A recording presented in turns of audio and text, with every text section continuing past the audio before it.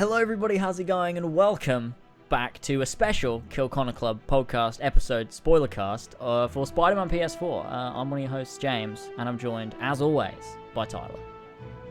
As always, how's it going, my friend? Pretty good, it's going great. That's the way. Yeah. And we're joined today by two guests joining us that are... I'm going to cut this bit out, I think. We're joined by two guests today. I was gonna say that huge. Like I was gonna say something related to Marvel and Spider-Man, and I just couldn't get my words out. I was like, I'm aborting that. We're joined by Evan Filarca and Brett from MarvelCentral. How's it? Ron from MarvelCentral. How's it going? How's it going, guys? As Fantastic. as always, thank you for having me on. You're welcome, I'm man. honored to be a first-time guest on this amazing show. Oh, Jesus Christ, Evan, you sound way too excited. First of all, you sound way too excited to be on our show. Second of all, also sound way too nice and like just a better person already from the last 5 minutes of the conversation. Like, Jesus fucking Christ. I got to tone it down. No. Keep tone whatever you want to tone. I just like dude, you should be on like a real. You should be on a real show, probably. Like. Oh god. Well, anyways, we're here talking about Spider-Man PS4. Are we going to do the list? Yeah. Before we start, ladies and gentlemen, these spoiler casts and our whole podcast, Kill Connor Club, is brought to you by the great people over at patreon.com/as always. So to thank a few of you sweet vintage lads, we have King Richard III, Ballsack47, Tman or Travis, Billy, the Team Tynamite Captain Robertson, Josh Devillier, Damian, Casey Wood, ArunWyn, Mario5380, Lumistrad, Cameron Morrissey, McZ68, ShieldZ, Awkward Cuck, Oh, David. Excellent. Some of them destroy me. The Real Jorraptor, Zahir, CaptainKeysOfficial, Kyle, OllieTheDane, Ben or Modorox, Elstico91, Emil Katborg, Austin, Sjors, Prudhvi Muvva, Julli, Adam Sundling, HBards12, Saggy Tits, Jason Medici, the ACMJS, Jason Lad, Yazen the Sexy Boi Smith, Brian Ford, Connor Durose Bully in the Alley, Joshua Mora, Gene, Marcus Blackburn, Seth, Oscar Ravjai, Son of a Bitch Ogeaidogo, Brendan or Pico Overlord, and Pink Flame 3-on-3. Thank you, Sweet Vintage Lad, for helping out this podcast. Yeah, Evan, you've never heard the list, so I realised this is a new world for you. Woo! Oh, God. Brett. That was amazing. Yeah. Brett, your fucking messages pop up on Skype, like, over your name. They fade in and they pop up on full screen. Oh, God. Oh, my God. Oh, God. That was great. I kept seeing him and I was just, like, trying not to laugh. All right, Spider-Man. Let's try to somehow steer this ship into a proper direction. Spider-Man PlayStation 4. It's been out a few weeks, and if you can't tell by the title, there's full spoilers. So if you haven't finished the game for some reason, or you're like, oh, I wonder if I should even get the game. I'll listen to this podcast. Don't fucking do that. Play the game, finish the game, then come back and listen to this spoiler cast. So, where do we want to start, James? Do we want to start just general opinions? Oh, okay. Or do we want to go from start to finish with this game? Should we just go through like the main, go start to finish, get right into spoilers? Perfect. Yep, that sounds good. All right. So, I guess from the start of the game, we start off with Peter Parker in bed, waking up with some elaborate crime fighting. And you've got to take... Well, the whole tutorial... How long is the tutorial sequence? Like, it's like an hour-long tutorial sequence, almost, where you've got to take out Fisk. And that sets up pretty much the entire game with the other villains, crime, all that sort of stuff. How did you guys sort of feel the game started and kind of the story in general and how it kind of played out from there? Anybody at all? James, I'll go with you. I'm gonna call you out for this. Start? Okay, fine. Well, I mean, we talked about this before, but I think it was all done really great. I think the thing that I love from the beginning of the game the most was the introductory cutscene that sort of concisely and quickly basically tells Peter's origin story, where it fades in with like the spider, and it's like, oh, he got bit by a spider. Then you got pictures of Uncle Ben, like, you know, pictures of like articles of him doing stuff as Spider-Man, and sort of as it pans around his room tells that story. And that's the thing that I really fucking loved. As soon as I saw that, I was like, okay, this game, it's going to be a good game. This is going to be a special game because they've taken the time to do these things right. And obviously you've got him, like, you know, trying to get ready at the same, like, seeing the worlds collide just from the very start is you knew they'd gotten something right. And I think that's the thing from the intro that really stands out to me, even beyond the boss battle with Fisk and all of that, is the first like, you know, 30 seconds of the game. Speaking of the apartment, like, they put, like you said, so much detail into it, and it's only there for like the one scene. Yeah, like, I thought the same thing. That annoyed me actually a bit. I was like, come on. Yeah, it would have been cool to walk around a bit more, especially in that apartment. But I really love the start, the music. It throws you literally right into the action as well. So I loved the Peter part, and then I loved the Spider-Man part, taking out Fisk. You feel like experienced because, I mean, if you've seen Fisk in Daredevil, he's a really strong villain, and then you just take him out kind of easily in a way. So, yeah. Yeah, I love how they show just like how the apartment is filled with the essence of Peter's history of being Spider-Man, and then you can look at that closer, and you can pinpoint little Easter eggs. Like, you actually see the Amazing Fantasy 15 comic underneath like one of his bookshelves. And it's like the coolest thing ever. It's so meta, and I love how they don't need you to know, oh, this is how Peter got his powers, this is how Uncle Ben died. You know, because we're all hardcore Spider-Man fans, the history of Spider-Man. I love how they just directly show you little shots of the newspaper, like, okay, he took out Scorpion, he took out Electro, he took out Vulture. He's been doing this for a while. Web shooters, he has his Spider-Man suit. He's ready to go out and save the day, and he just jumps out the window after looking at his, you know, rent bill, and he's like, no, I gotta go save the city. And then you just go and be Spider-Man. After that cutscene, it immediately goes into gameplay, and I find that amazing how they did that. It was phenomenal. Yeah. Well, they set up and that's the thing probably about this whole game as well. It sets up what we kind of know. It doesn't really matter what age Peter is. The never-ending battle is always between his life as Spider-Man and his life as Peter Parker. And like you said, with the having to decide between, am I going to save the city, or do I need to look at not getting evicted from my apartment? And Spider-Man kind of always wins with that whole debate. Yeah, true. That's a theme throughout the entire game, even up until the ending, which of course we'll talk about later.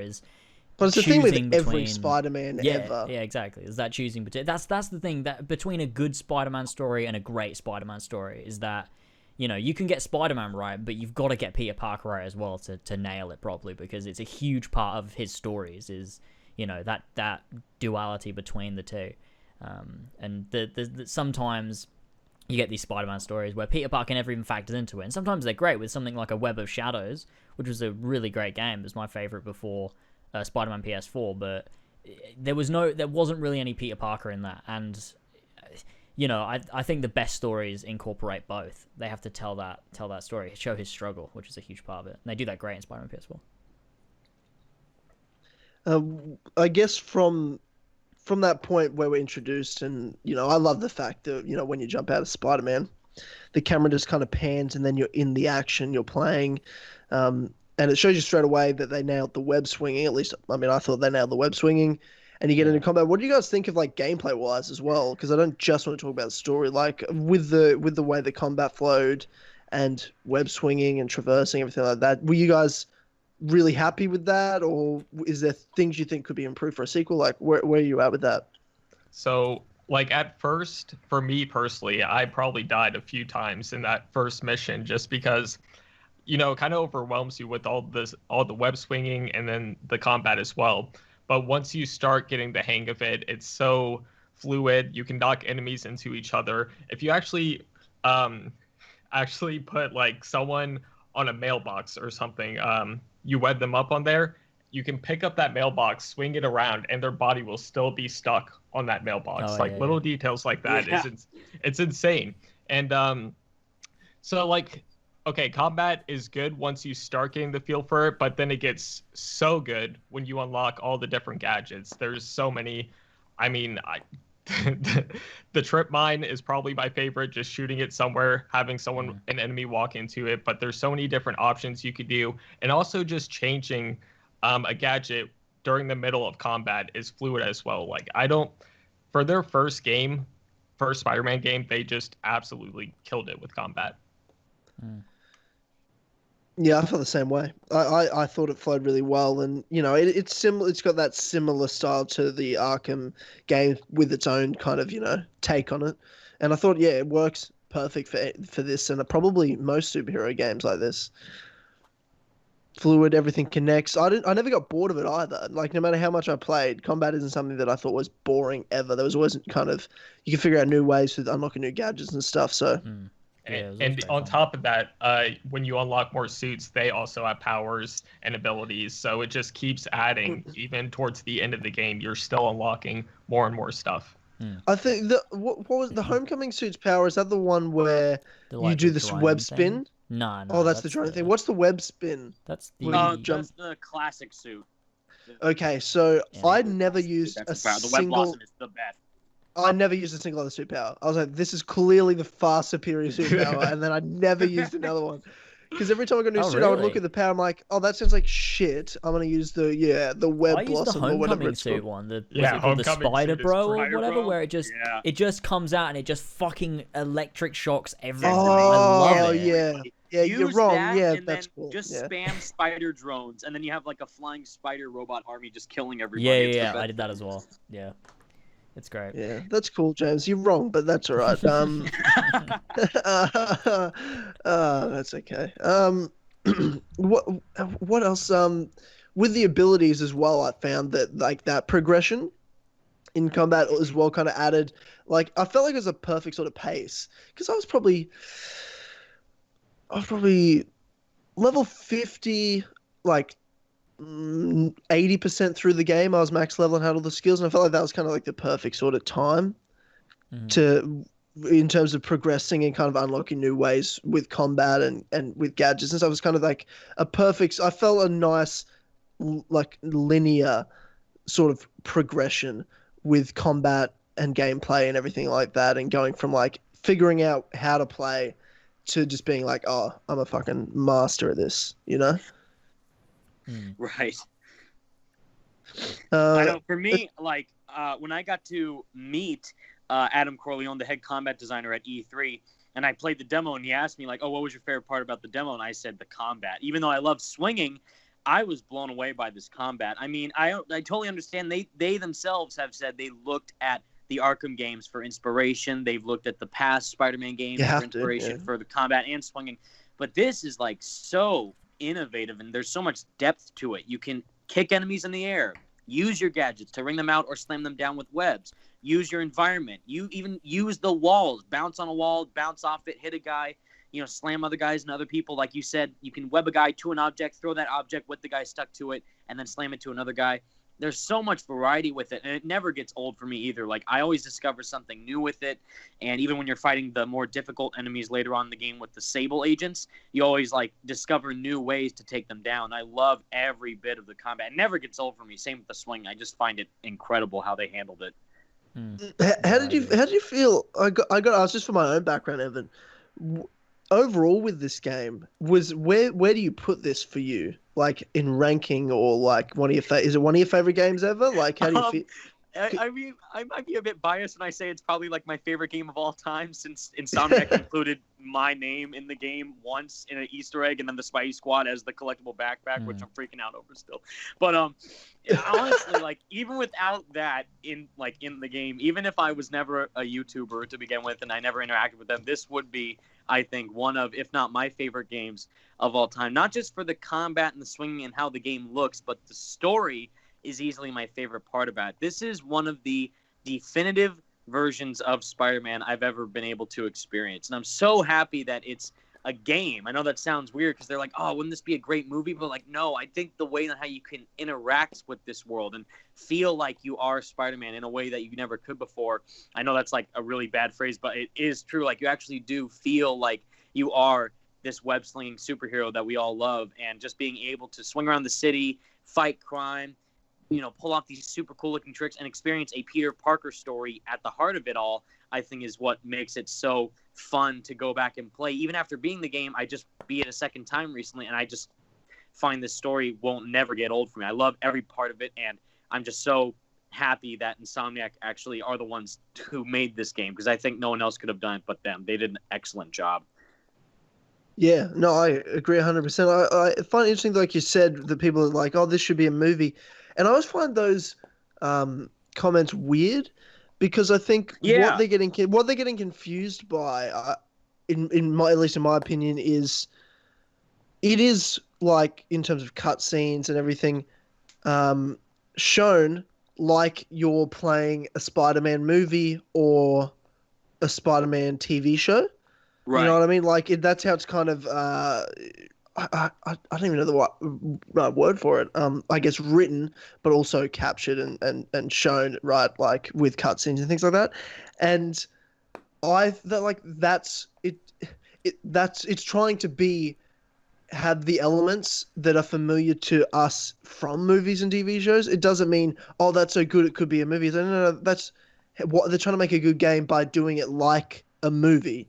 Right. It's similar to, in a way lower and not as good as Spider-Man way, when they did in Battlefront 2 with having an actual campaign, all the cutscenes, they have it like you're playing a Star Wars movie, with the camera angles they use, the music they use, just the way they kind of script things. And I noticed that here. I'm like, oh, I feel like I'm just playing a really long movie, which is perfect. That's what you want. You know what I mean? You want that familiarity of, oh, this is like the right way to tell, because that's a good sign of like, oh, you're telling this story in a really interesting way. Right. So I kind of like how it was all captured and shown and like that. No, absolutely. Like, if you just like look up on YouTube, like those whole like all cinematics or all cutscenes in the game, you could just lay back and watch that. Like, oh my God, like the performances alone in the motion capture detail from Peter and Otto Octavius and all the other villains in the game and all the other characters that you get to interact with. It's like, oh my God, like this can be on par with, if not better than, whichever, Spider-Man movie is your personal favorite, like Homecoming or Spider-Man 2, or even one of the Amazing Spider-Man movies. I love how this story is so well written and so well, fleshed out with characters. Nothing's rushed. Nothing is like, just put there just because, like for filler. It's actually all related to the character of Peter and his relatability to us, and how he's such a relatable character in general, and how he connects to everybody on a personal level. And I love how that was the center focus throughout the entirety of the game, even though they introduced new characters like Miles and MJ and Yuri and Silver Sable and all these other big time characters, but still at the heart of it all was Peter. And I love every single time they show him in the game, because he's so like great to connect with on that personal level. And I think Insomniac handled his character in such a great way, like you said, on a new way that we all know from hardcore Spider-Man fans, but also in a new way that we can experience it that we never have before. And they nailed it. Yeah, and it's interesting as well you mentioned the supporting cast, because I guess as well from what we're talking about with just this going kind of through the story from start to finish, after that whole fist stuff, you start to kind of get introduced over the next probably 2 hours to the main supporting cast, Otto, MJ, and you don't meet Miles for quite a while, but Aunt May as well. Like, that supporting cast was as much a highlight for me as Peter was, because they unlike most, you don't see that even in the Batman Arkham games. You don't see side characters, supporting characters get enough screen time that they have their own development. They have their own character arcs in it. It's not just like, you know what I mean? Whereas most video games, it's here's your main character. It's all about him, especially in superhero games. But with this, I thought it nailed also focusing on, all the supporting cast, all the most important supporting cast, and really everyone kind of has their own character arc, their own story here, their own purpose, and as well their own purpose to be a part of a probably inevitable sequel, right? Like, yeah. I think talking towards the characters and the whole supporting cast and everything, I mean, Spider-Man and Peter, for one, I think is one of my favorite portrayals of the character in any form of media. I think it's absolutely nailed, especially this older Peter as well. It's really good. I love it. And as well, every character, I think they nailed the portrayal of. It feels like it's in its own universe, but it feels so familiar as well. Like Octavius felt like it's so weird, like seeing, and with like Norman Osborn and with MJ, when these characters showed up and you interact with them, I'm like, it feels like that character, but like it's different, but like I'm like, it feels familiar in a sense. I'm like, they definitely got that right. Yeah, and this is how you know, right, that they got it right, because before they even said Otto's name, just when I saw him, like, oh, that's Otto, you knew by the look of him, the way he talked, who the characters are. Same with Osborn, and same, well, I mean, MJ, like, I'm pretty sure he says, like, MJ, like, as soon as he says, so you obviously know that, but, like, just even with the characters, they wouldn't even have to say their name, and you knew who they were. That's how you know they nailed it. Yeah. One thing for me is, like, Miles Morales, I've never really read any of his comics or really watched the show or anything like that. So going into it, they first introduce you to his dad, and I love that mission. And I actually, like, the dad ends up saving you, and it's just a really nice scene. And right after he gets the whole, award, and then Miles is there, and that's how they kind of introduce it all together. And I just thought that mission was really well done. When he gets the award, Martin Lee's there, and then just, it's like, James, you and I, and I talked about it. It's just like, what? It comes out of nowhere. Like I was loving, like, because when he's there, Miles' dad, and he's talking to his family, and they're talking, I was like, oh, this is great. I like these characters. This is really cool. And then when shit goes wrong, like, there were tears. I did tear up. I was like, this is. Did you not see that coming? Crazy. Yeah.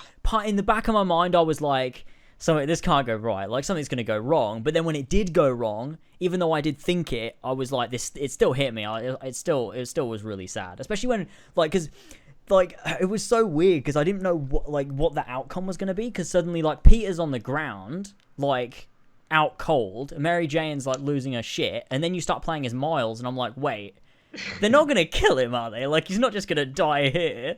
Like, part of me did think, I was like, nah, he can't, because we know a bunch of other parts of the game from the demos, but, like, at the same time, I was like, what if they did, though? What if they were just baiting us out that whole time? Peter dies here and now, and then you just start playing as Miles, like, it'd be so weird, but, yeah, I mean, that bit hit me hard. That was a great scene.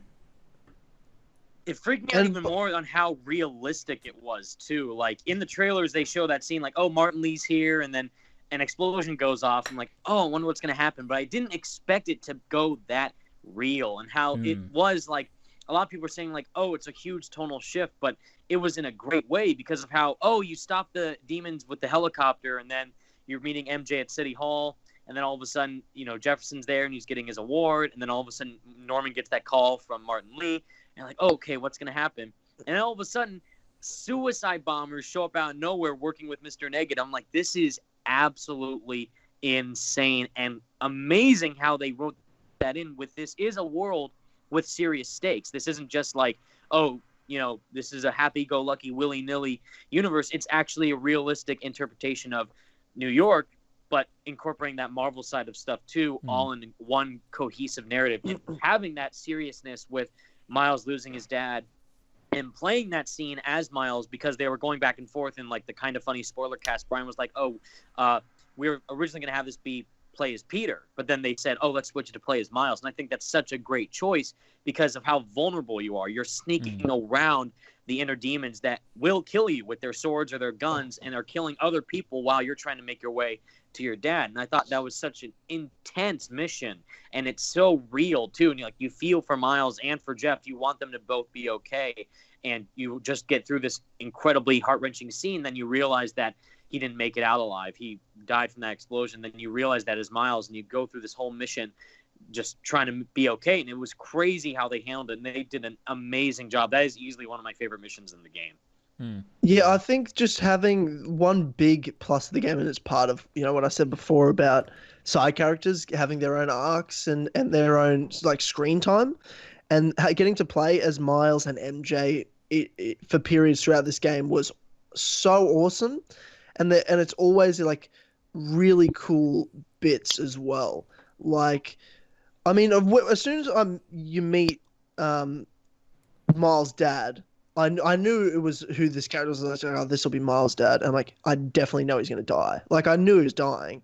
I thought he was going to die when, he takes the bullet for you. Oh, so did I. Yeah, I thought. Yeah, that's I why I'm thought he like, got shot right so this is there. where he dies. I was like, and then he didn't die. I'm like, oh, that's good. Like, it's a bit, they're letting it build a bit more, which I liked. And then as soon as you're at the ceremony, I'm like, oh, yeah, shit is going down and he's dying 100%. But they still, even though I saw that whole thing coming my way, they still nail it in the sense of the whole scene played out, as you said, so well, with real stakes, real intensity. The fact that you didn't play as Peter, you played as Miles. Like, it's, even though I saw it coming, it didn't mean it didn't have the impact it was intended to have. It did still. Because it was so like, oh shit, this is not though how I expected it to go down, even though I knew, Miles' dad was going to die. And probably here as well. I just thought it would be a bit different. But the fact that Peter's, on the ground and MJ screaming and stuff, I was like, oh shit, this is crazy. It was dark, especially since dark. the rest of the game wasn't. Like, up until that point, it was like, your typical sort of comic book. Everyone was having a good time. It was like, it took itself seriously, but like, it wasn't like that. And when that moment happened, it was like, shit, this is like it was so different, but it was so different in a good way. And I really liked it. Yeah, I loved it because the thing with me is that usually in the comics it's Miles's mom that died, and I'm right with you there. Like, I thought Jeff was gonna get shot from the demon where he was trying to, run over Spider-Man. Then all of a sudden Jeff comes in with his car and then rans in, to the truck, and all of a sudden he shoots his gun. And all of a sudden, like, oh my god, is he okay? But then he's fine. Like, okay, so I wasn't expecting him to like go out in that way. And then all of a sudden from the trailer, like, oh my god, he's the cop in that explosion. Then he dies from the suicide bomb. I'm like, oh my god, like I wasn't expecting it exactly like what you said to go down in that way. And I was so shocked that they just did it like instantly. After that great mission, you get to know more about Jefferson Davis, and you see that really heartfelt cutscene with Miles, and Jeffy's like, a hero's just a guy who doesn't give up, and then he dies in the name to just try and save his fellow friends. Like, it's like, oh my god, this is too much for me to handle. Yeah, shit. And the way they introduced Miles as well right before that, and like Spider-Man helps him out and stuff, like it's one thing I want to mention is oh well, go ahead, Tyler. I don't want to. No. Go on. Okay, so like there's a Miles mission where he's like getting beat up. That's when he's introduced, right? Yeah. And then so I'm playing as Peter for a second, and then I go into photo mode and just like take a selfie with Miles like on the ground getting beat up. It's just like the photo mode in this game is great, and it's kind of annoying because for me, I love taking photos, but I'll stop kind of in a mission when things are getting intense just to try to get a good picture. But I mean, that photo mode is so addicting. I agree. Yeah, it is. So you know that the photo mode came out like in the first like update of the game, right? Right. Mm-hmm. Yeah. So I didn't update the game. I kept going like, no, update. I just want to play. If I can update later. The first half of the game, I kept thinking to myself, I can't be this dumb. Everyone's saying, where's photo mode? Everyone else is using photo mode. Why don't I have photo mode? And I was halfway through the game when it dawned on me. I'm like, I bet it's in this fucking update that every time I come on the PlayStation, it's telling me, oh, you want to update? I'm like, and then it did that. I'm like, oh, fuck it up. Because I felt so dumb. And like, I kept like, going up on the D-pad using the camera thinking, oh, is there a menu from using just my camera and then I can take a selfie from there? I'm like, how's everyone using photo mode and taking selfies? I can't be this dumb. Like, where is it? Oh, that's great. So ridiculous. I just needed that update. But the photo of playing as Miles, and I guess since it's a spoiler cast, I'll say it. The mission where you play as Miles when you're trying to escape from Rhino, and they said like, "Hi, I'm Miles Morales, and welcome to Jackass." And he's like taking taking a selfie of like right in front of Rhino before he like impales him. And, like, that's great. I love that mission though. Yeah, mission was the best. Also, oh, go ahead, Tyler. I was just gonna say, I'm trying to think of I think my favorite though of missions that isn't you're not playing as like Peter or Spider-Man was MJ at Osborn's house. Yeah. Or like that one is awesome. That's an awesome mission. The amount of detail of things you can go up to and kind of get backstory to and context to and a bit more information was so amazing. So amazing. I love that whole mission and sequence. I'm jumping ahead a bit. Also, though, the fact in that another thing about that mission is outside of story is they give MJ the taser, so she's not just sneaking around. Like, you can take out the guys, which made the gameplay a lot more fun, I think. And so I like that. But obviously, every time you play it, they kept adding something to it, whether it's like that. Exactly. Yeah, true. That's what I was waiting for too. Like, okay, so first we're just doing nothing to take out enemies. We just have to kind of avoid that lady in the museum. Then you get that device from Peter, and then you actually get to team up with him in Grand Central Station, which is easily mission, which is awesome. And then she gets the stun. I'm like, finally, let's go. I need to do some stealth takedowns. Let's do this. Yeah. I like that. Totally forgot about Grand Central, to be honest. The game's a bit of a blur. Yeah, I'm forgetting what order things come in. I'm trying to remember the different pieces. Like, there's talking about Miles again. We had that scene where Spider-Man saves Miles from getting beat up, and then he teaches him that little that was great fight stance. And then later on, after it's when you escape from Rhino, right? It is. You run into those guys that are beating someone up, and Miles is sort of thinking like, shall I intervene or shall I stay back? And then his true nature comes through, where he's like, he wants to be like his dad. He sort of wants to be a hero, and he's like, fuck it, I'll do the right thing. And so he, intervenes, and then he ends up using the skill that Peter taught him. And I was like, that's so fucking good. I like the attention to detail there in the storytelling. It was really nice. I thought it was fantastic. I only have one. It's not a criticism at all. But, I mean, it kind of is, like, in terms of story. The way they set up, and I get that it's kind of like trying to divert what they were, I guess, marketing, or at least kind of have some sort of plot twist. But when you've got Martin Lee, who is a great villain, I thought, for who he is in this, like, throughout it all, and like you said, the huge moment of having suicide bombers, the amount of people that died and what he did. I know you catch him, but like, I found it just in some ways felt a little bit odd that 5 minutes later he's working for Otto Octavius, who within 5 minutes becomes the biggest supervillain in New York City.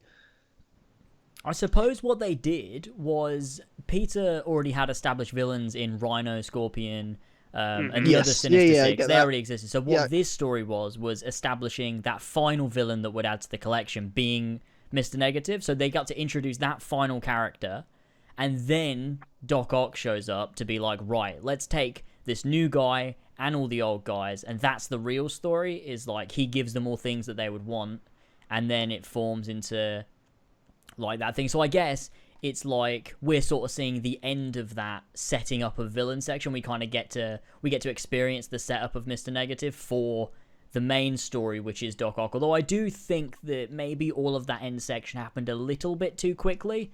Like, I was expecting that to happen sort of midway through, like the raft mission to be midway through, and then you get a bit more time. Because I do feel kind of like you took out the Sinister Six relatively quickly, which maybe it should have been more of a task.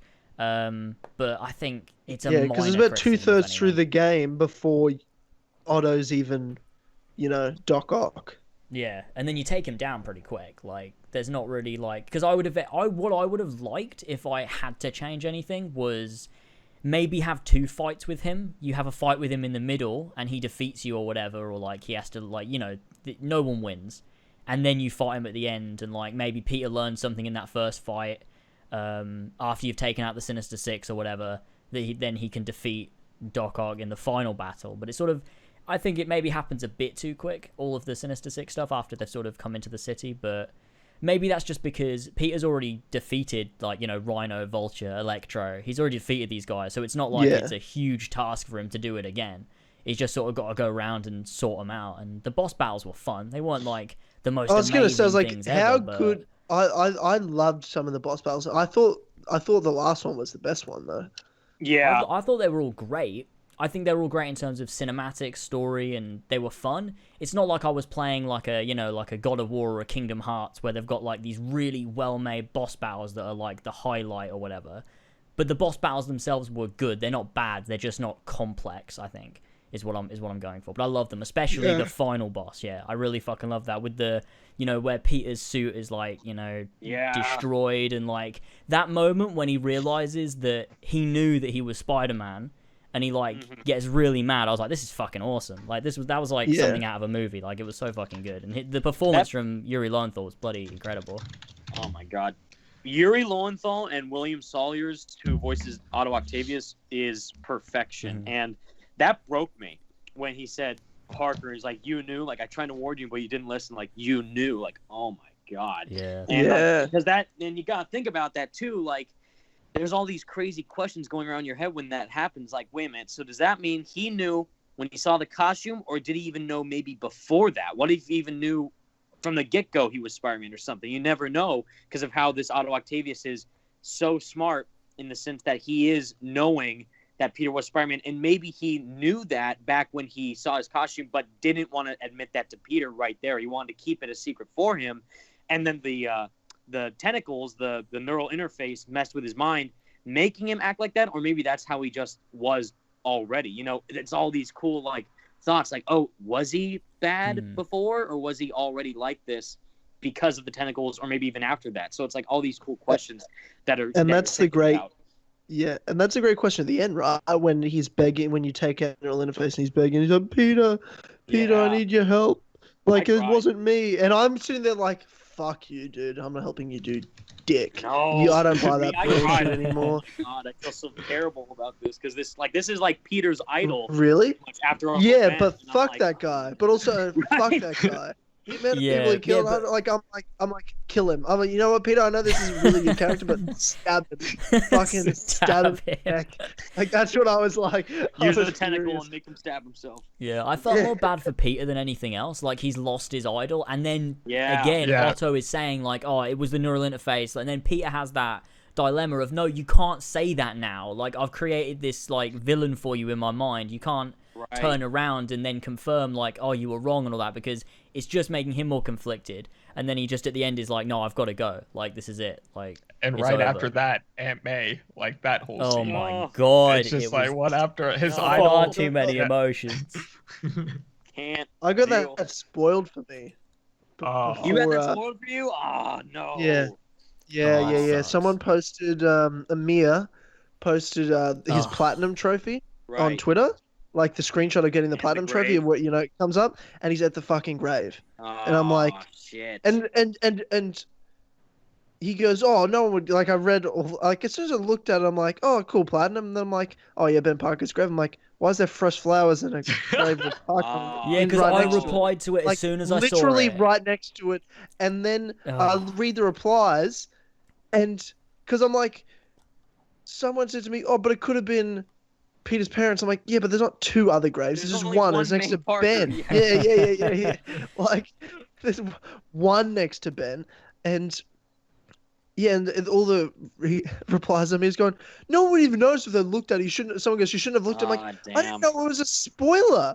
Like, someone just said, I got the platinum, and I'm like, because I was sitting there thinking, oh, cool, that's Ben's grave. I wonder where that is. So I looked at it because I'm like, I haven't been there yet in the game, and then I saw, So I'm like, for fuck's sake. Like, I replied to him straight away, and I was like, Amir, delete it. You're gonna spoil this for someone. Like, are you stupid? Like, you know how long people wait for this game just to spoil it with one little pic? Like, are you dumb? It was stupid. It was stupid. I'm so honored that Sony would even provide me a review copy, but I think they need to rethink next time who they give review copies to, because holy crap, or like on Reddit. Reddit there was just a lot of spoilers. Like, oh my god. And I saw, like, I beat the game on like August 30th or whatever, because I played it nonstop. But then all of a sudden, when the embargo lifted, I see one of the guys who got the review copy post the whole ending, and all thumbnails showed the spoilers of what happened. Are you freaking stupid? Like, are you a moron? It's so dumb as well, because who's like, it's not like that's gonna bring in that many views. No one wants to know the ending. The game's no one's gonna look at it, but then there are gonna be people who are looking at, like, oh, I want to see this trailer again, and then it'll be like your suggestion box or recommendations. God, like, oh, do you want to see the freaking ending of Aunt May dying? Like, no, I don't want to see that. Like, if you're gonna post the ending as well, at least like just put in the title Spider-Man PS4 ending spoilers or whatever, and just have the thumbnail as anything but a spoiler.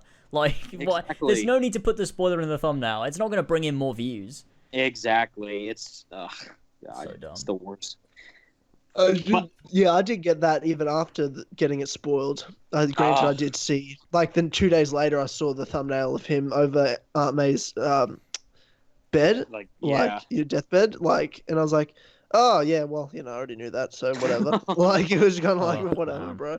Yeah. I didn't get anything, like, I didn't get the stories for it, and I was like, so to be fair, it kind of ruined Aunt May's whole character for me because it was only like halfway, less than halfway. Right. So I was like, fuck Aunt May. I'm not even gonna care about her character. I know she dies in the end. Yeah. Like, that's kind of what my head was at through this whole story. Because I think what happened was I might have played like 1 day of Spider-Man, then I didn't play for like 4 days because I was too busy. I was so busy, like I didn't get a chance to like to play, because I played like on the week it came out. I got on like Saturday. Gotcha. Played like an hour Saturday, and then I played like a good amount on the Sunday, and then Monday, Ubisoft flew me to Sydney to play Assassin's Creed Odyssey, and then I just didn't get a chance to play on Tuesday, Wednesday, and I'm sitting there like, fuck's sake, I need to play Spider-Man again. Like I need to finish it, like, and then I got the spoiler during that time as well, so I was like, well, I'm probably like a third through the game, and I was like, yeah, cool, sick, but it doesn't spoil like the auto part of it and that whole like, it doesn't really spoil the game itself. It just spoils the story. It's like an ending moment. It's a at big, least you didn't get like moment, the post-credit scene spoiled, because that would be awful. Oh yeah, do you know what? Do you know what? Before we talk post credits and before we talk Aunt May stuff, I wanted to get everyone's thoughts on the Silver Sable stuff. Yeah. Because I think a lot of people have mixed feelings on that. So like, what do you guys think? Like, in terms of, do you think she was necessary? Do you think it's weird the way she just disappears but goes, nah, but my men can stay here? Like, what's everyone's thoughts on her and all that stuff? So performance-wise, Nicole Leese, who voices Silver Sable, is literally the coolest person in the universe. I met her at Comic-Con. She's awesome, and she follows me on Twitter, and she watches my videos and subscribed to my channel, which I'm freaking out over. She's the best, and in her role in the game, I thought was great. Except I did find it a bit weird that when they were talking about how awesome she is at Comic-Con, and they thought that they said like, she has some troops that she's going to deploy because she's working for Norman Osborn, and then she's going to be this big threat. I'm like, okay, cool. And all of a sudden, when it got to that point, like, Spider-Man's like, listen, I don't like you, and you don't like me, but Osborn's in there right now. We got to go get him so we can fight each other or fight Lee, but not both. I'm like, no, let's do both, please, because then all of a sudden, like, that'll make it more fun. And it's like, oh, well, she's on our side. Okay, cool. So then maybe, well, if we don't get to fight her, maybe we'll get to team up with her and fight Mr. Negative. That'll be interesting. But then all of a sudden, she goes and fights the demons, and then she's in that cutscene, and then she leaves. It's like, oh, I gotta go because I don't know if I did the right thing or not. Like, I like her involvement in the game. I just wish they included her a bit more as a character, like interacting with Spider-Man or maybe even Osborn, because they showed that like once with her and Norman in the penthouse part, and then that was it. I'm like, and Nicole Leese is such a cool person and an awesome voice actor. So like, I wish they gave her a bit more screen time. And in the DLC, one of the DLCs is called Silver Lining, so I really hope that does not mean they're going to include Silver Sable as a DLC character. I would find I think really, that's what it really is. Yeah, well, scummy. Not scummy, be but just ready. like, oh, really? Be ready. For be DLC, ready. but not in the main game. But for her, that was literally the the point of game, her character. I felt like, to be honest, To bait I was you like, out for the DLC. yeah, I was like, this is Same just with Black like, Cat as well. we're gonna show you some, but not a lot because DLC. like. I get it with Black Cat at least because they want to give her a bit more screen time, and it would her story. I can see not fitting in the main game Plus, story. it was side really missions flow too. well. It was fine. Like Tombstone. Tombstone was a great side mission, and that was awesome. That they made him a side mission villain. I could see them doing that with Black Cat, but I think that would have distracted the players a bit more from what the main story is. So I get why she's DLC, but Silver Sable, I am a bit disappointed she's not a boss.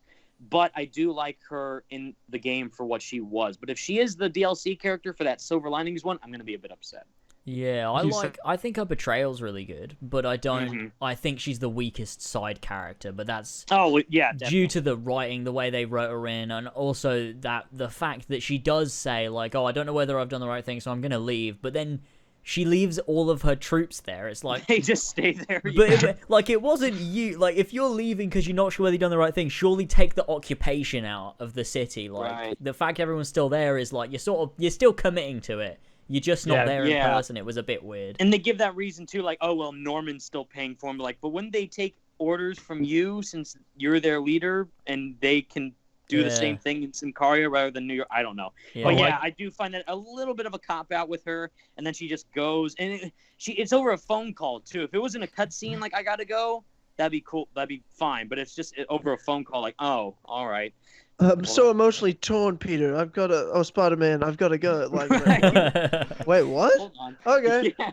Bye. No, but like Evan said, right before that, exactly. Spider-Man's like trying to get in, and then she shoots at him, and then they have a conflict, and then she's like, okay, I'm on his payroll, like I have to protect him, and then some demons like walk by, and then she's like, oh, I'm gonna go take care of these. Go save go save Osborn. It's like, you know what, you go fight yourself, Spider-Man, or go fight Lee. I'm gonna take out these.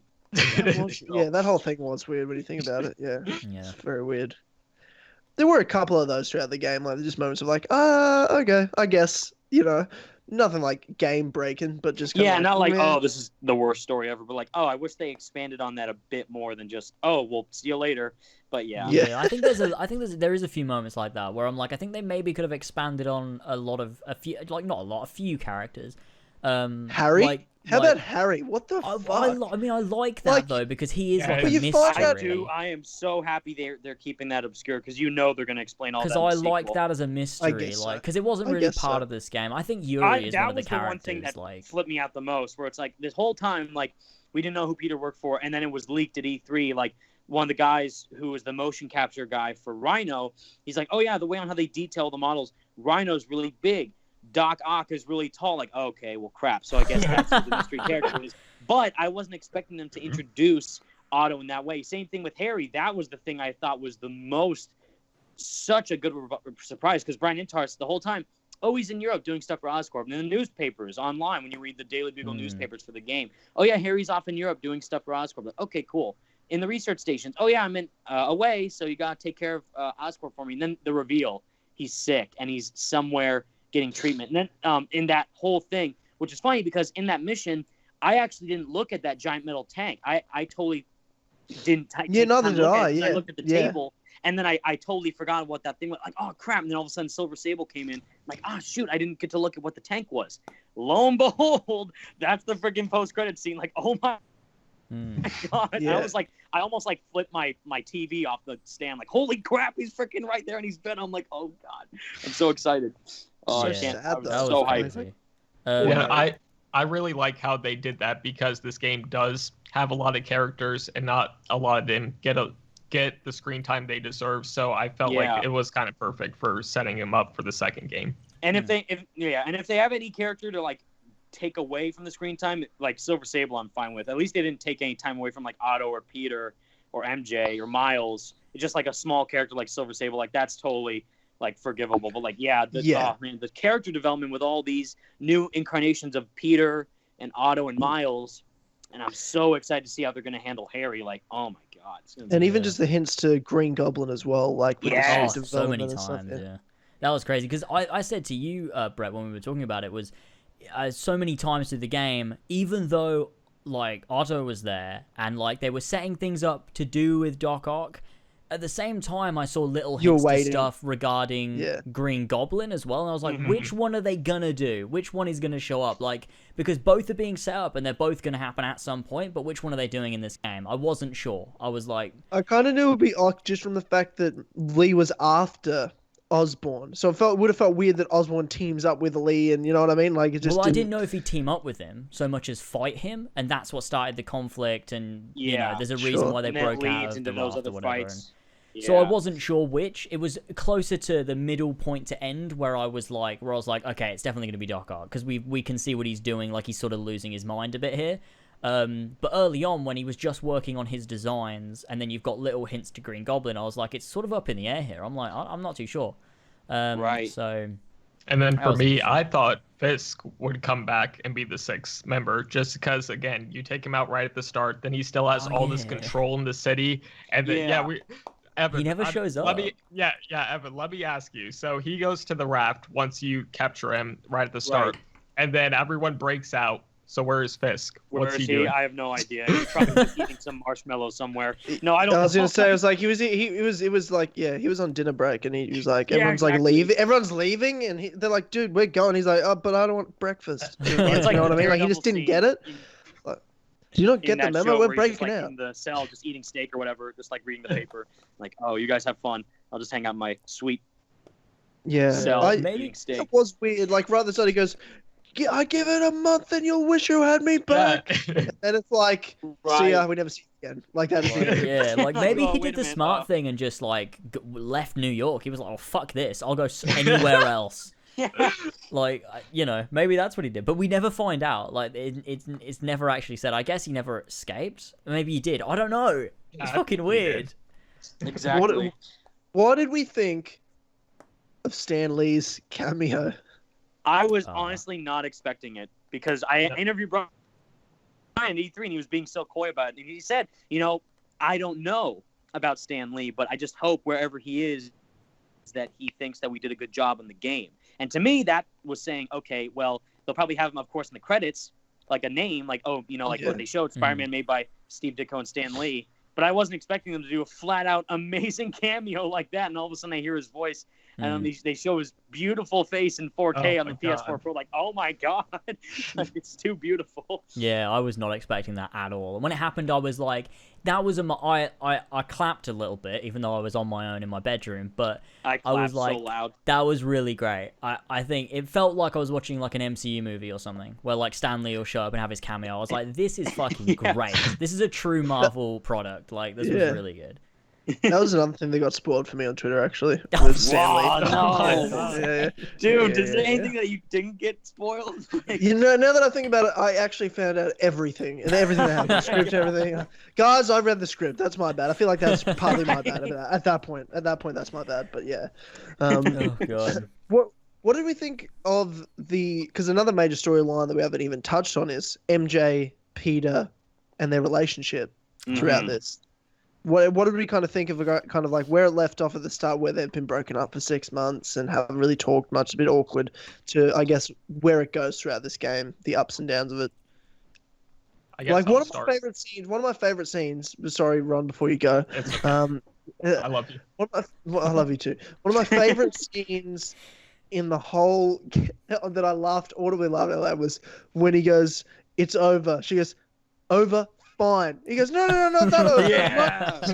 Like, I love that, Yeah. but like that's hilarious. So funny. Oh god, yeah. So, Yeah. what were you saying, Ron? So for Mary Jane, at first, like I didn't really care because her missions weren't that interesting to me. She got better as the game progressed, but at the first, I was like, eh. And the way they were telling the story, it's like, her and Peter would meet up, and then it's like 15 minutes earlier, you play as Mary Jane, and it just kept throwing you back in time with her, just like 15 minutes, and it was kind of annoying. But towards the end, I started to like her a lot more. She actually, I don't know, she wasn't the same as we've seen before towards the end. At first, it was like, oh god, it's going to be like they're on, off, and they kind of were a bit, but then they made up at the end. And I don't know, it was nice seeing them work together, and with Miles as well. I don't know, it's just it felt good at the end. I like them as a team, that trio of Peter, Miles, and MJ. I think they work really well. I can't wait to see that develop in a sequel. Have those three be like really good friends and have like that sort of dynamic you'd see in like an Uncharted or something like that, with those really close friends that, you know, have a good laugh and get along and work well together. I think that was really nice, the way they did the characters. They were written so well that it was interesting to see them, you know, get closer and develop. And Peter and MJ's relationship was, I think it was good having them start off being broken up and then see them sort of come back together again over the course of the game. And one of the scenes I really liked is when they were in MJ's apartment and Peter was cooking, and then she's talking or whatever about something, and the camera pans back and Peter's like half climbing out the window because of like the sirens, and he just like looks back, and it just, that shot to me is so fucking funny. It's great. I wish you could walk around that apartment as well, like Uncharted 4, where you're in their house and get to like just explore objects and see if she has like pictures of them together. I thought that would be really cool. But I did like the Grand Central Station mission where she's taken hostage and then she finally like sneaks out a bit, and then Spider-Man, like, you kind of control who he takes out. Like he's up on the top of the building, and then you can be like, oh, take out this enemy. I thought that was a really cool mission as well. That's one of my favorites. For me, I'm with you guys too. Like in the beginning, I was like, okay, so your reporter, which some people who are like hardcore comic fans, they may be a bit upset about that because they just think of Lois Lane. And even Brian Intar was like, oh, I never thought of it that way. But me, I thought it was interesting because it shows that while Peter's a scientist, MJ's kind of doing the same thing that Peter was. So you get that kind of double angle, like, oh, well, Peter's a scientist, but you can do the Daily Bugle stuff as MJ. So I thought that was a cool twist. And one of my favorite scenes was actually discussing how, the reason why they broke up. Like, you know why we broke up? And you're like, oh, this is a trick question, is it? But then you find out, like, oh, because what she says, oh, you wouldn't stop treating me like a baby. It's like, well, come on, you know he's trying to protect you as Spider-Man. You're getting yourself in these really dangerous situations, so he's just trying to save you. But what I do like is in that one scene where it's justified, where after like Peter almost dies in that burning building, and then Miles and MJ both save him, and then she's like, oh, you know, I'm sorry I screwed things up. I just want to be the one who does the saving for a change. And I love that because it really does show like she wants to be there for Peter, but also help out in the same way. And I love how they do that connection with each other. But that whole thing makes sense. Like it doesn't matter who you are. You don't want to feel powerless in your relationship with your partner. You know what I mean? Because it doesn't feel like a partnership. So as soon as she said that, like with her motivations early on in the story, like I just felt powerless and like, you know, you're always trying to protect me. I'm like, oh, I get that. Fucking, I would not date Peter Parker. Fuck that. What a horrible, horrible power dynamic relationship that would be. It would be so fucked up and complicated. Yeah. It can't work. Yeah. So hopefully they break up. Do you know what? No. Let's get with Felicia Hardy in the DLC, please. Oh god, do you know what I was thinking as well was with regards to MJ becoming more of a partner to Peter, although when MJ had that spider on her after being at Osborn's, part of me thought, you know what, she's gonna get bitten, not Miles. No part of way. Me was no like, way. It's gonna be her, they're gonna do that. But then, like, especially when she had her hand on the side of that thing and it crawls down her arm and onto the thing, I was like, surely that's going to bite her hand. Like, surely. But then it didn't. I was like, okay, it's okay, been on her for hours, too. Yeah, it's been on her all day. They were swinging around and the spider was on her, But then it didn't, and I was like, okay. But it's going to go for Miles. Like, definitely is. And then when it happened, I was like, oh, shit, they're doing it. Okay, this is cool. I like this.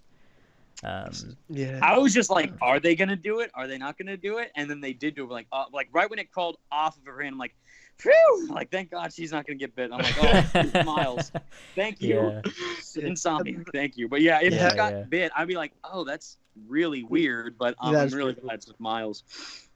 That post-credit scene was hysterical. Just like, I've been going through some changes.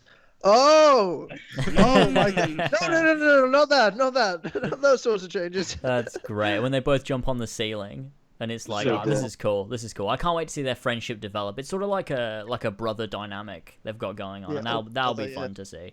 Now, for you guys, do you think they're gonna at least mention that in the DLC, or save it all for the sequel? Save it all for the sequel. I think they'll save it all. Yeah, I think save it all for the sequel.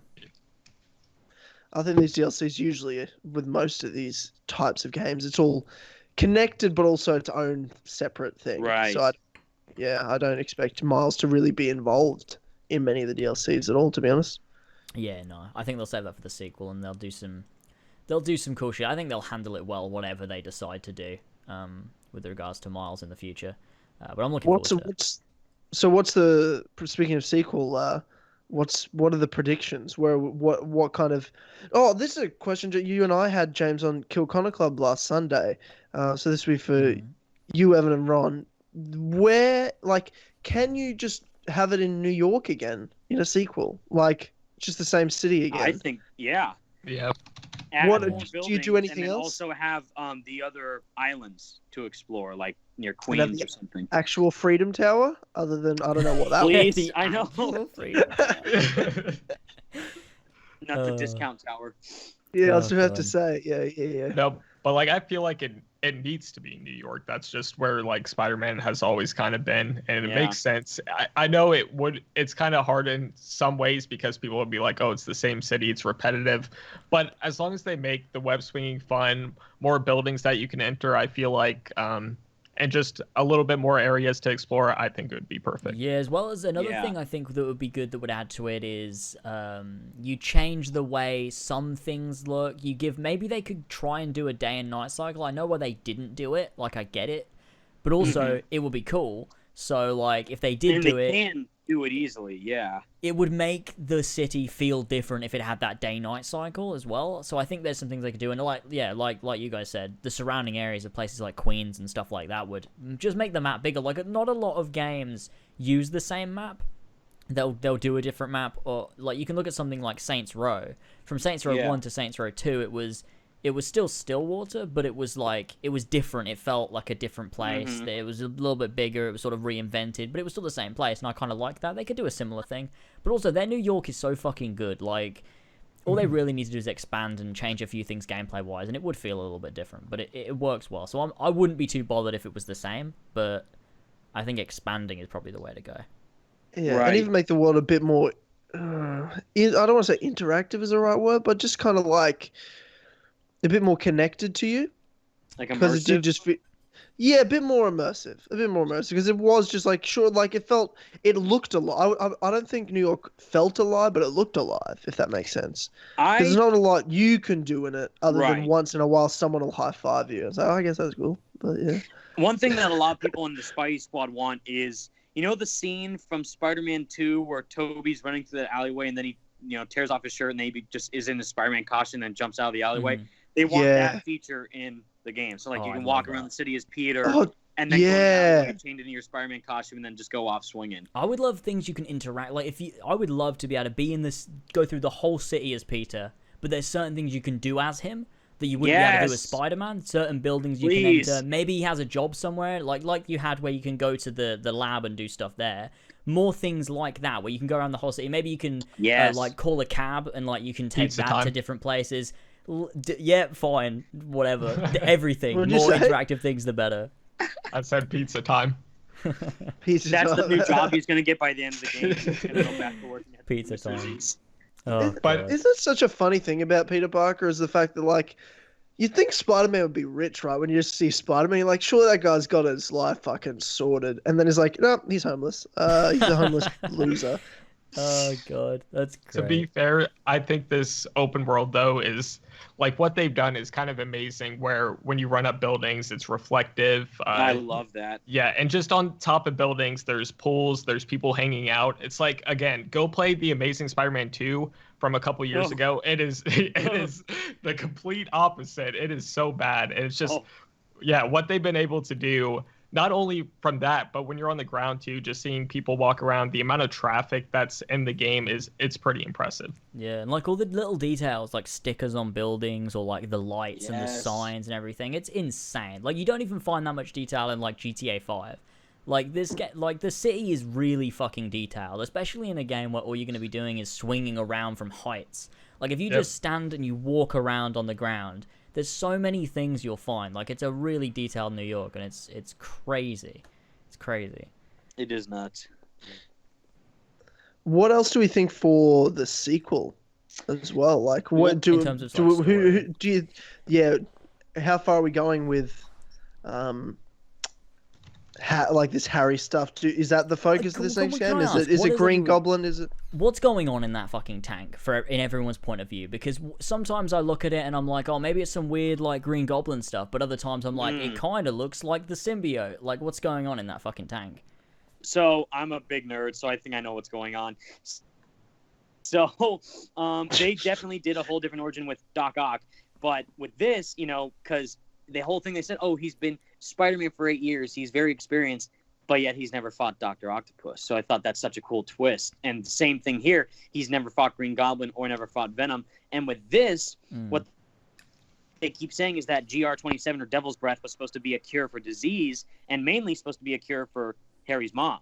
But then it didn't work. So then they just used it to try and do more research. And then it just turned into this bioweapon where in the research lab, that secret lab, Norman is experimenting with spiders. And the two that were there that have the labels on the MJ, if you look at them, she's like, what is this? Bioelectrokinesis, optical camouflage. Those are Miles' powers. But then you see this black webbing. in the tank that moves and stuff, and like it looks like it's trying to heal Harry, and that comes from the Ultimate Spider-Man comics, where it wasn't an alien, it was this serum or this, you know, scientific formula that Eddie Brock's dad and Peter Parker's dad worked on. But here, it's like they're taking that and then making it so that I guess Norman or Oscorp makes it or something, and it's going to be like maybe a type of formula or substance that is supposed to heal people, like what Devil's Breath was supposed to be. But now they're using it on Harry to keep him alive, and then maybe in the sequel, I don't know if that's going to make him Venom instantly, or maybe it's going to escape somehow, and then it's going to get to Peter, and then he's going to be Black Suit Spider-Man, and then it'll go back to Harry, or maybe even Eddie Brock, and have him become Venom or something. I don't know, but it's just going to be amazing how they handle it. Yeah, I think that makes a bit of sense. Especially, well, maybe it could find Peter if it ends up getting out, or maybe they think Harry's healed and whatever, but it's like hiding within him or something, and maybe it could go to Peter because if the origin comes from spiders somehow, like they were researching on spiders, if it somehow comes from spiders, maybe that would then find its attraction to Peter because that's the reason he wants to go to him, because spiders and whatever, I don't know, something like that. But I think it's very interesting. There's a bunch of ways they can go with it, and also the symbiote goes on Peter, maybe him and Miles could have like a fight towards it's just some part of the game, like they fight each other. That'd be cool. That'd be crazy. Yeah. Who do we play as?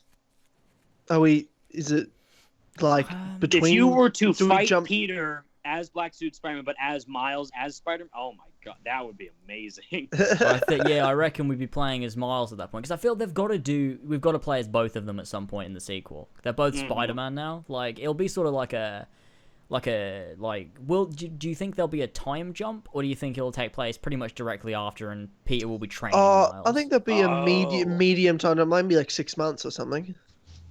6 months. There'll still be a lot of training. How the DLC wraps up or something. I don't know. Because at the end of the game, it looks like 3 months later, after that fight with Doc Ock, and that was already in like November or something, because that was after that Halloween party, which was amazing. So I think at the end of the game, it's either like the end of 2018 or the beginning of 20 in that timeline. So I guess maybe a few more months or years will go by when the sequel comes out or something. I don't know, but I'm really looking forward to it. I said this to James, but one way they could like really do a good gameplay mechanic is have Peter. He's experienced, obviously. He knows how to web swing through the city. He has all these gadgets. And then have Miles, who's kind of inexperienced, so he has a bit of a different fighting style. His web swinging just isn't as good or polished yet. And then there's missions where they team up and fight together, but sometimes they have to do their own thing. And then maybe, again, if the symbiote goes on Peter, they can have a fight at the end or something like that. Yeah. There's a lot of moving pieces, I feel like, to this sequel. Like, it'll be a lot to do with... Unless, you know, in this game we had a lot of Peter and MJ sort of relationship. I feel like that won't be as much of a focus in a sequel. It'll be more a Miles Peter developing, you know, big brother, older brother, mentor, protege sort of relationship, both as Peter Parker and Miles, and also as their Spider-Man personas. So it's going to be that sort of relationship, and it's going to be a lot of maybe. I think it's going to be a big focus on sort of father-son, mentor, protege. Yeah. Especially with you've got Harry and Norman as well. That'll be a big part of the next one, and so I think that's going to be a bit of a focus for the sequel, is those sorts of relationships. Yeah, you know what? With all the like sort of indications towards Green Goblin, do you think we're going to get a Norman Green Goblin or a Harry Green Goblin first? Like, what do you think? Norman. I think it's Norman. Yeah. I hope it's Norman, because I'm really curious to see how that's going to work out with Harry as Venom, because if they handled it, I think like, Harry's Venom, with Otto Octavius, like a character that, like, you know, my top 3 Spider-Man villains, I think, are Venom, Green Goblin, and Dr. Octopus.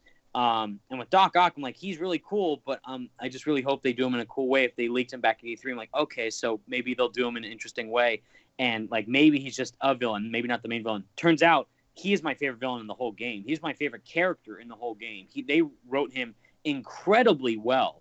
And I am so excited to see how that's going to happen with Harry and Peter, and have that connection. Like, he doesn't want to fight his best friend, but his best friend's this giant alien-looking monster. You know, he turns into Venom. Like, I'm going to be so excited to see how that goes down. Yeah, that'd be a super interesting way of doing Venom as well, because like Peter's got to fight his best friend, who would be Venom, which would be probably a little bit more interesting than Eddie Brock, to be honest. Yeah. So that'd be some interesting shit. Yeah, I hope Norman's Green Goblin as well, because that'd make more sense.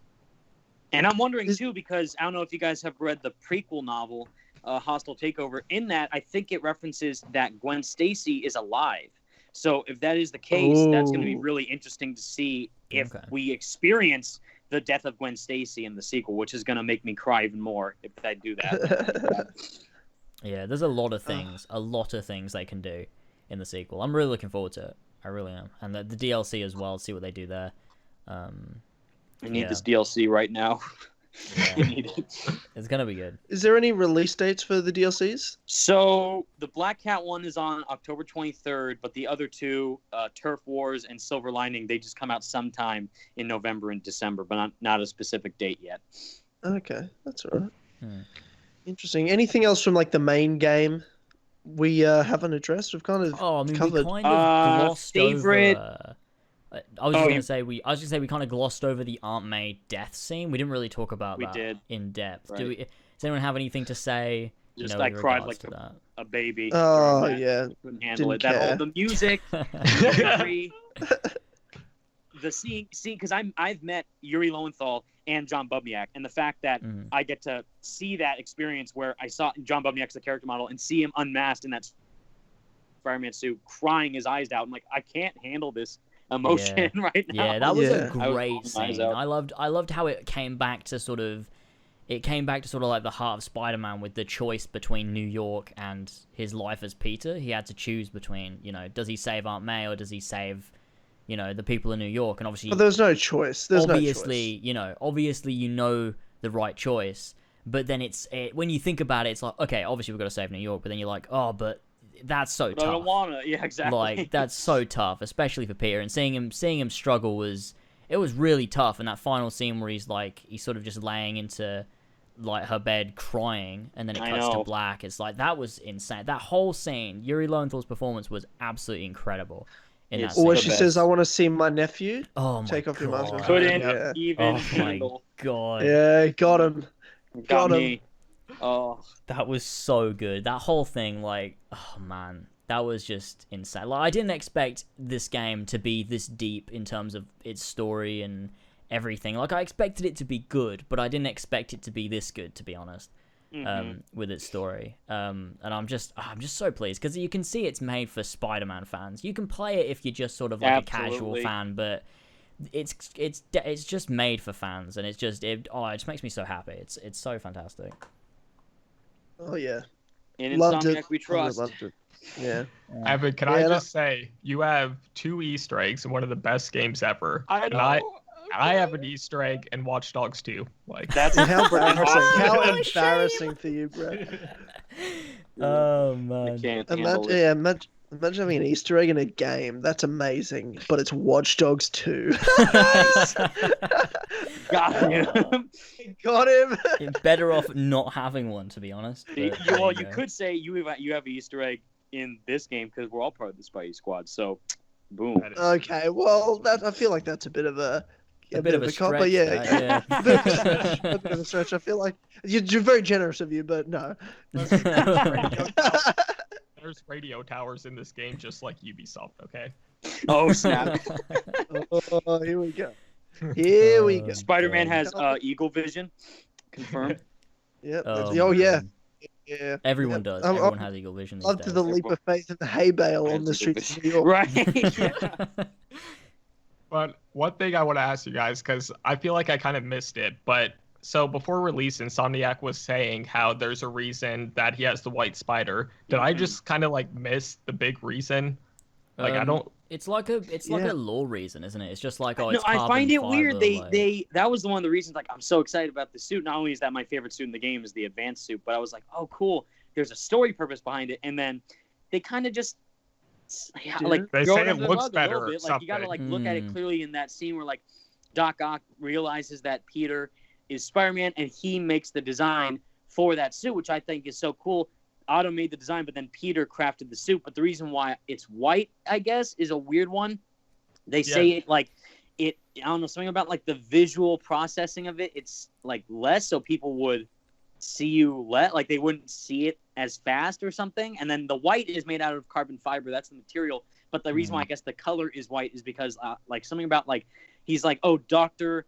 Carla Sofin's research says that the white equals like slower visual processing, so that way enemies will see you less or whatever. Like, but it's a giant white spider emblem on his front and back. They wouldn't see a giant white logo.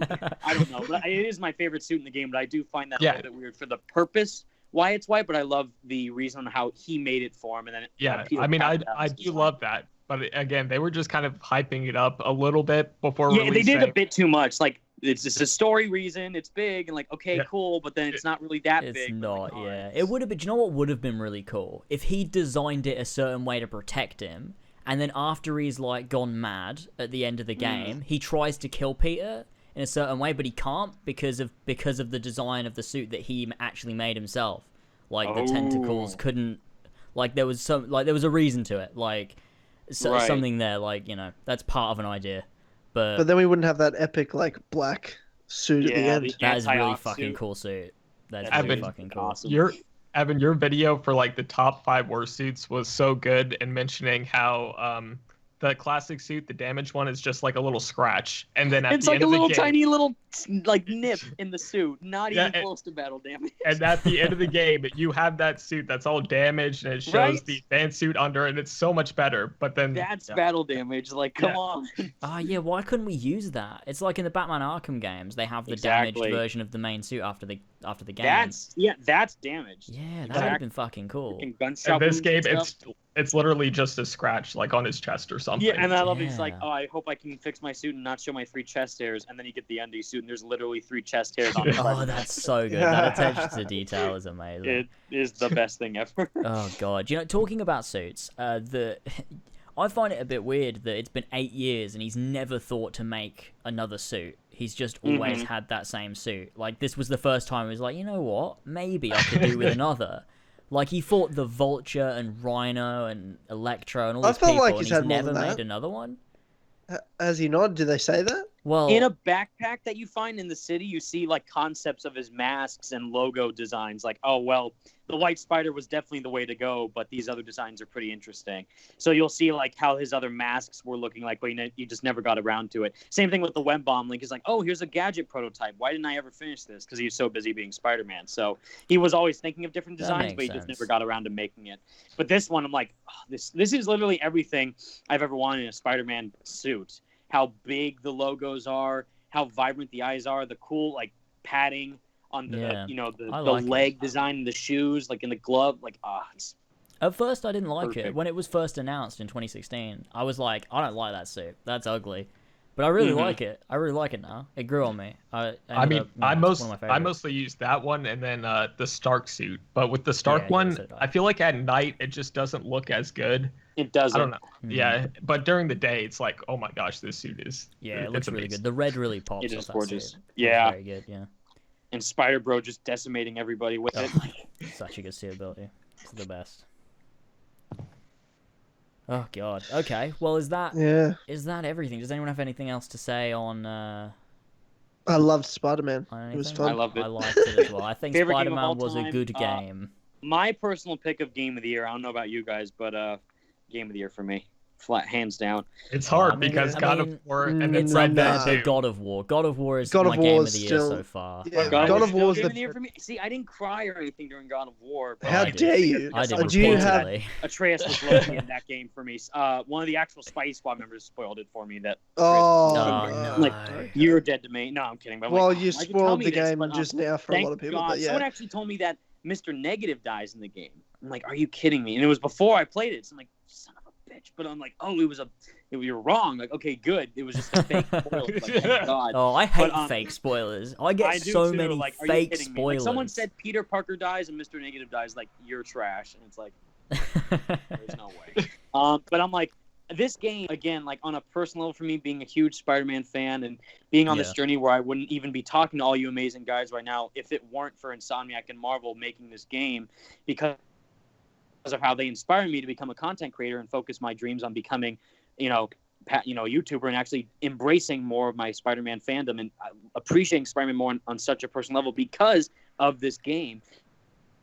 And again, I owe that all. And they absolutely blew my expectations out of the water. This is everything I would have ever wanted in a Spider-Man game and more. And it's just fantastic for me. It's amazing how things are like living up to the hype. Infinity War had so much hype behind it, and it's just like I walked out of that. This is amazing. And then with this game too, it's like, could it really live up to the hype? And then it does. I don't know why. Yeah, I think because for me, I was a fan of Ubisoft games for a really long time, and I think I got to a point where I just got used to things disappointing me. And then Watch Dogs 2 hype. Oh god, yeah, no, I was never. As soon as they got announced, and I'm like, why no. does the main character look like a vegan social justice warrior hipster? Wrench and Marcus Holloway hype. Oh god, but yeah, it's like playing PlayStation 4 games has been. It's like opened my eyes to what the standard of gaming should be. Like we shouldn't be settling for Watch Dogs and Assassin's Creed and all this bullshit. We should developers should be aiming for things like Spider-Man and God of War and Uncharted and Red Dead Redemption. Like these games should be these are the standard for video games. That's what they should be. Not Assassin's Creed Odyssey. Oh, salty! The salt has been thrown again. That's the real villain of the sequel for Spider-Man is Ubisoft. Is Ubisoft? Oh god. But I really can't wait. I can't wait to see what Marvel does after this. I mean, Insomniac, of course, is going to do another Spider-Man, but after this, because it's going to launch a whole genre of Marvel games. Like, it's just going to be insane. I really hope that the Avengers project from Square Enix is good, because they have a lot to live up to with this. I hope so, too.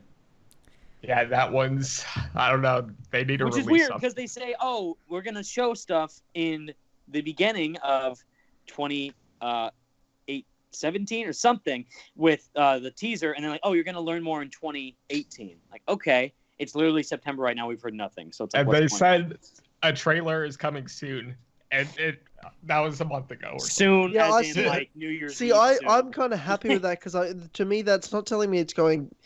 It's not telling me the development's going well, but it's also not telling me it's going bad in the sense of I think they're seeing Spider-Man and going, shit, it needs to be that good. I hope you know what I mean. Like that's so. what I feel like. I feel like they're doing a classic, Avengers game, but it's gonna be, a half. There's so many half. Most superhero games are fucking shit to me. Like there's the Batman Arkham series, and then now we've got this. You know what I mean? Like in terms of high quality. And I think they're realizing they're like, no, we need to make that like this that good. It's got to have a story to it. It's got to have a really good story. Exactly. So I feel like they're just changing so much of what they've been working on, and they're just going to be delayed a lot. So I'm okay with that. I prefer them to delay it for a long time and make it great. Yeah, I agree. It's really some shithole game. Yeah, I think the main. Go ahead. What were you saying, Brett? I think the main thing is yeah, it's Ron. But like Crystal Dynamics, they're a really good developer, and maybe they just they were in over their head a bit, so that's why they keep hiring more and more people for this project. Like you said, Tyler, it's is that just who's making it? Yeah, it's Crystal Dynamics. Didn't they make Tomb Raider? Yeah. Yep. Did they make Shadow of the Tomb Raider? No, that was Eidos, who is actually working on this game too. Yeah, Eidos, Montreal, Crystal Dynamics, and Square Enix are all working on the Avengers project. James, do you get mad at Shadow of the Tomb Raider or something when you finished it? Do you hate it? I don't hate it. I really like Tomb Raider, and it's really disappointing. That's bad. Okay. But this is Crystal Dynamics, so there's hope. Yeah. Okay. Well, I hope so. I mean, I hope they do a good job on this game. I think there's potential. It's just for me when I visualize what is an Avengers game, it's like I just don't know how know. They can do it. Yeah, all the characters are so different. Do you do that in a linear environment? I mean, maybe with Captain America it can be linear, but then how do you do that with Hulk and Iron Man? Because maneuverability is a huge part of their character. So like, how do you do this? And then you've got Thor, who's a fucking god. Like, it's strange to me because it also can't be open world though. Because if you're gonna do open world with a character like Thor, it's got to be the universe. Because, 7 planets, yeah. You can't, like, how do you do these gotta games? Be the universe. It's like, yeah. Oh, well, we made an open world universe. No Man's Sky. Really? Yeah. Avengers. Jesus. Right. No Man's Sky, yeah, So yeah, who yeah. knows? Who fucking knows? I mean, a good game would be Guardians because there isn't that many of them and they all have different kind of styles of combat. I think it would be good. That's a rumor right now, actually, is that they're doing 2. So Square Enix is working on the Avengers project with Crystal, and then they're also going to make a open world space traversal like game just for the Guardians. And it's going to be in like a Mass Effect style if you were yeah, do like Guardians. that, but like you can traverse through space and fly your spaceship around. And that'd be a big part of it. You'd need some different gameplay mechanics for each of the characters, but you could have it in a similar style to like a Mass Effect with maybe obviously different things to it, but you know, as a basis for it, I guess that could work. I can visualize a Guardians game more than I can an Avengers game. No Man's Sky 2. Yeah. Cool. And you could get the thing. You could actually get Dave Bautista to do Drax's voice. He did Drax's voice for like a mobile game. Really? Did he? Yeah. Really? Oh, Yeah, wow. he did. There's a mobile game, like a mobile Avengers Marvel some ShieldZ game. I always see the ads. Well, like 2 months ago, the ads were always popping up on YouTube. Yeah. For everything. Like, and Marvel Strike Force. That Marvel Strike Force. Watch any of the trailers. Marvel Strike Drax Force. Drax is voiced by Dave Bautista. That's crazy. That's cool. Like in all the trailers, it's hilarious. I'm like, because he's the only one that gets lines of all the Avengers because it's like the one that's actually, you know, the proper voice. That's cool. But Marvel hate him right now, or Disney. Yeah, well, because he's threatening to be like, I'm not fucking coming back. Sorry, James. Like, we've already lost enough, no. Dave. Just fucking do the movie. Sorry. just make Guardians 3. Stop it. You're I not know. getting your way. Unfortunately.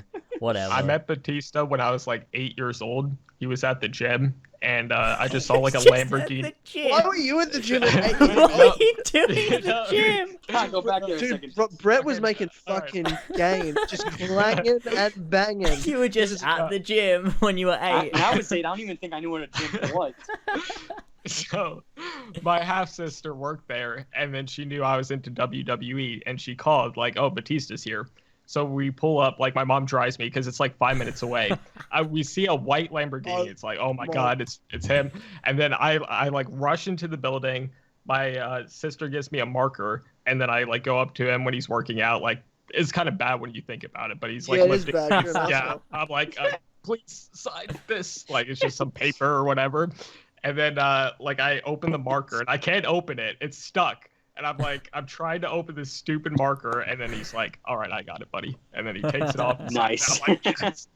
Was he nice? Yeah, no, he was really nice, and it's like again amazing when you think about it because it's rude to just go up to someone. Yeah, it with a is, marker. Brett. Yes, it is rude. Some. Yeah, true. Yeah, fair but enough, you're also your mother and sister let you do it, so you know. Aha.